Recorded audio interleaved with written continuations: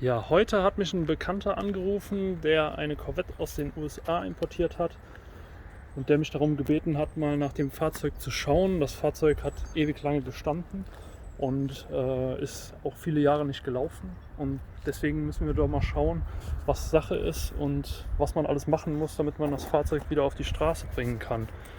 Und ich würde sagen, ich nehme euch mal mit und wir schauen uns die C3 mal an.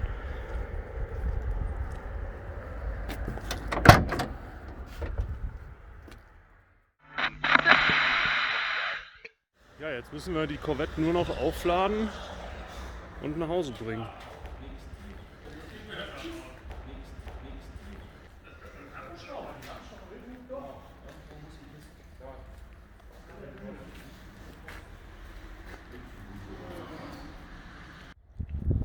So, die Corvette wird jetzt mit der Winde auf den Hauler gezogen. Dann muss ich die nachher nur noch verspannen.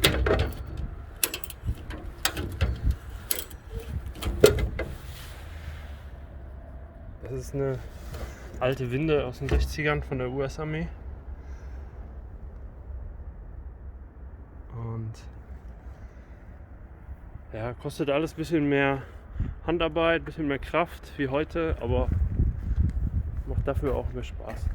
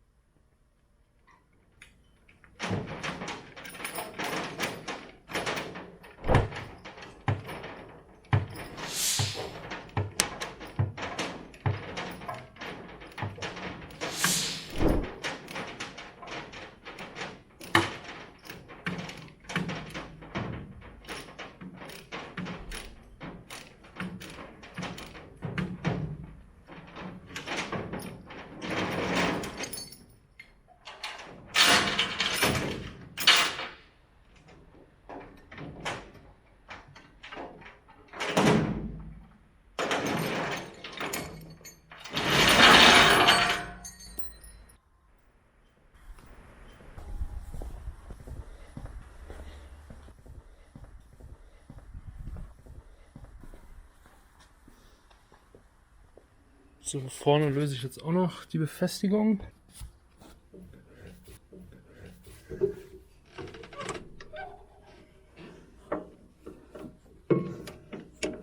Hier ist aber auch schon kein Druck mehr drauf.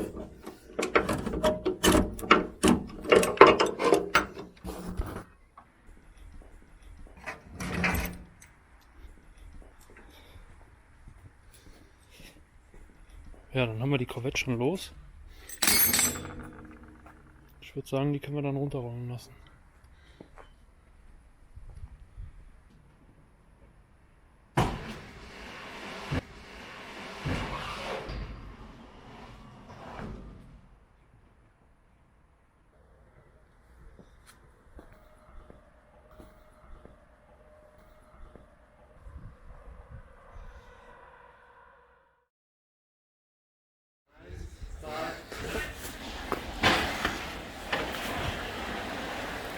Okay, langsam. Und jetzt noch ein Stück. Ja. Nach vorne? Ja. Reinsetzen und bremsen. Nee. Sehr gut. So, steht schon mal in der Werkstatt. Ja, ich hänge die Corvette erstmal an ein Ladegerät, weil die Batterie auch ziemlich tot ist. Der Wagen hat in den USA viele Jahre draußen gestanden und ist auch zuletzt nicht mehr gelaufen. Das ist ein Projektauto, wo auch noch einige Sachen dran zu machen sind. Also der Lack ist an vielen Stellen beschädigt. Und ja, auch einige technische Sachen sind dran zu machen. Hier am Luftfilter sieht man auch, da hat Wasser drauf gestanden, deswegen hat das jetzt bei der Überfahrt gerostet. Es ist vorne ein Aluminiumkühler verbaut.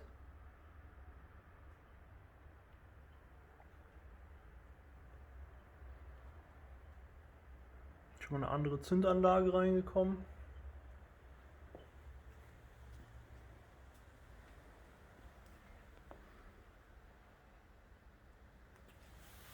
Und was ich auch vom Vorbesitzer weiß, ist, dass aufgrund, dass der Wagen draußen gestanden hat und der Tankdeckel defekt war, da auch Wasser im Tank ist.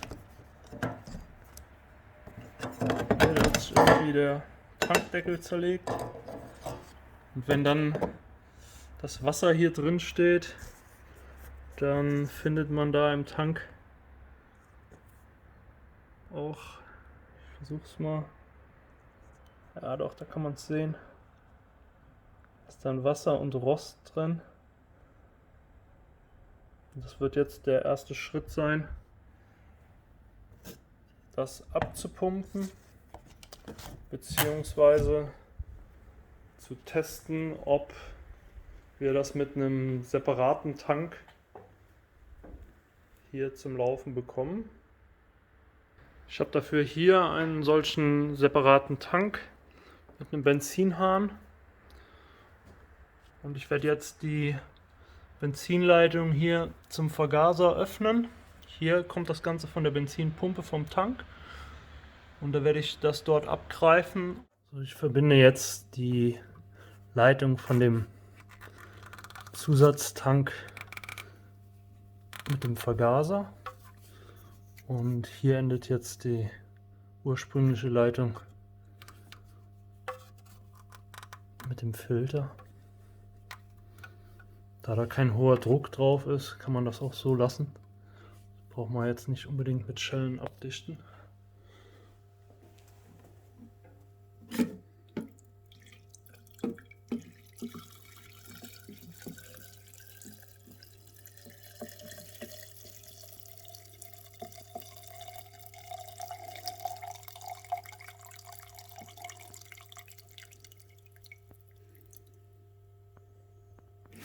So, damit sollte sich der Vergaser schon mal füllen. Ich schütte jetzt noch ein bisschen was nach. Und dann können wir mal einen Startversuch machen, wenn die Batterie geladen ist. Man sieht jetzt hier, wie der Sprit langsam in den Vergaser läuft, bis der die Schwimmerkammer füllt und dann macht das Schwimmernadelventil zu.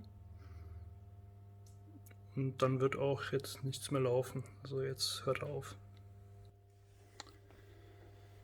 Man kann immer prüfen, ob Benzin kommt, indem man den Luftfilter wegnimmt.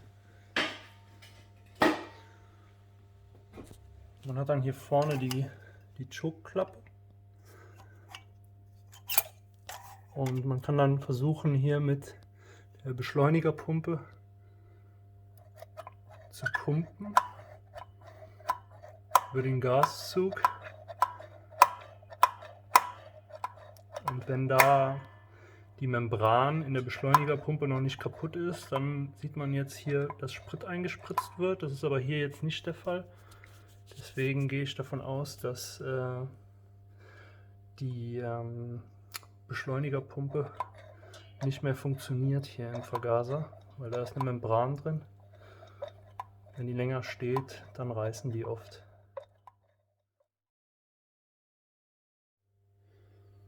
Da können wir, wenn dann, nur manuell Sprit in den Vergaser schütten und dann mal einen Startversuch machen. Das ist jetzt quasi die Notlösung, weil entweder die Düsen verstopft sind im Vergaser oder die Beschleunigerpumpe. So, bevor ich irgendwas am Motor mache oder starte, muss ich aber den eigentlichen Zulauf ableiten, damit mir nicht das Benzin-Wasser-Gemisch aus dem Tank jetzt hier vorne alles voll spritzt. Deswegen nehme ich hier den Schlauch und den leite ich jetzt ab und führe das Ganze in den Kanister. Dann haben wir auch keine Sauerei, falls der Motor anspringen sollte. Ja, ob die Corvette nochmal zum Laufen gebracht werden kann, das seht ihr in der nächsten Folge. Und deswegen schaltet wieder ein beim YouTube-Kanal der V8 Lounge.